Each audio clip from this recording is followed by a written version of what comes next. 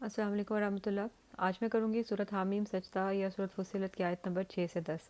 औज़ुबिल्लाहि मिनश्शैतानिर्रजीम बिस्मिल्लाहिर्रहमानिर्रहीम। आयत नंबर 6 है, कुल इन्नमा अना बशरुम मिस्लुकुम यूहा इलैया अन्नमा इलाहुकुम इलाहुन वाहिदुन फस्तकीमु इलैहि वस्तगफिरूह ववैलुल लिल मुशरिकीन। इसका तर्जुमा है कि आप सल्लल्लाहु अलैहि वसल्लम कह दीजिए कि मैं तो बस एक इंसान हूँ तुम्हारी तरह का। मेरी तरफ वही की जा रही है कि तुम्हारा माबूद एक ही माबूद है, तो इसी की तरफ सीधे रखो, अपने आप को मतलब सीधा रखो, अपने रुख को, और इससे इस्तिग़फ़ार करो, और बड़ी तबाही और हलाकत है मुशरिकीन के लिए।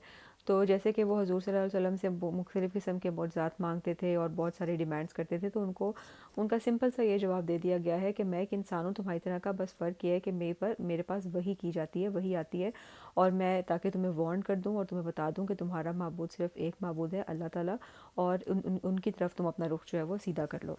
उसके बाद अगली आयत है, आयत नंबर 7, अल्लज़ीना ला युतून ज़कात वहुम बिल आखिरति हुम काफ़िरून।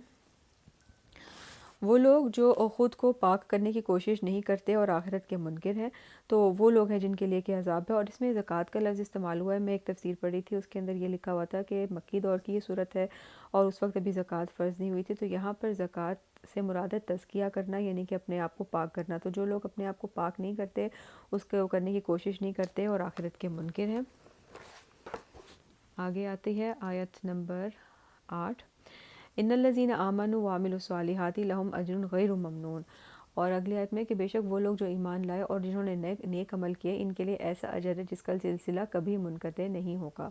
तो यानी कि नेवर एंडिंग ब्लेसिंग्स जो हैं वो जन्नातुन नईम जो है वो उनके लिए हैं, जो कि कभी ख़त्म नहीं होगी।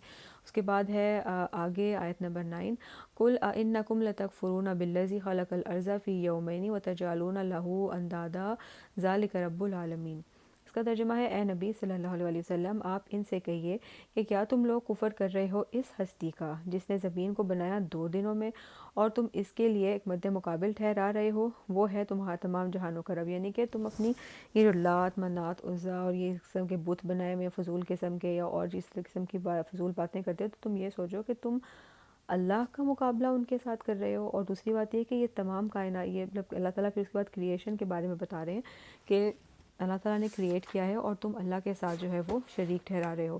उसके बाद आखिरी आयत है आज की, आयत नंबर 10, वजाला फ़ीहा रवासिया मिन फ़ौक़िहा वबारक फ़ीहा वक़द्दर फ़ीहा अक़वातहा फ़ी अर्बाति अय्यामिन सवाअन लिस्साइलीन।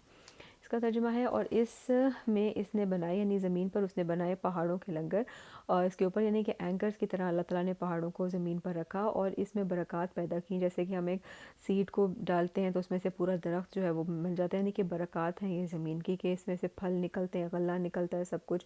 और इसमें अंदाज़े मुकर्रर किए, यानी कि एक फ़िक्स्ड अमाउंट जो है, जिस तरह बारिश का अंदाज़ा है कि वो इस तरह से अल्लाह ताला ने, उसके बाद अनाज कितना निकलेगा, उसके बाद डिफरेंट टाइम के ऊपर डिफरेंट काइंड ऑफ रिसोर्सेज जो है वो अवेलेबल हो जाते हैं।